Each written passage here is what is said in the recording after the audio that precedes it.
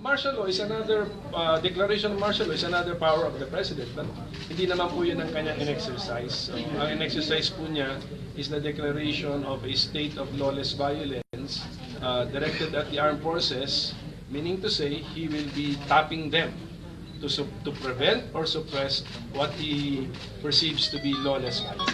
So, tandaan po natin na even if dun sa pinakadulo, pinaka-extreme declaration of martial law, sa ilalim po ng ating Constitution, the Constitution is not suspended. Andun po ang Bill of Rights natin sa Constitution. Civil courts should continue to function. Yun na po yung sa pinaka-extreme.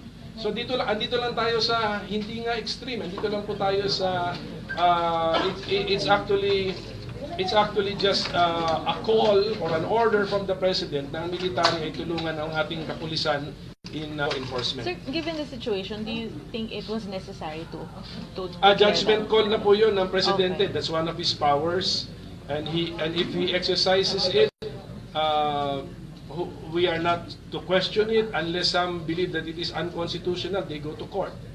But politically speaking, that is his power. So, kung paano natin siya matulungan, tulungan na lang po natin siya. Sir, that can be done verbally, even without an order or No, official document? better to put it in writing kasi siyempre alam po natin so that the terms, the instructions, the directions can be referred to time and again and hindi po nagbabago kasi na it is now in writing. So if hindi pa po yan na nakasulat, my advice is, my suggestion is, let's put this in writing. Okay. Kahit document, sorry, hindi naman dadaan sa Congress or any... Wala po.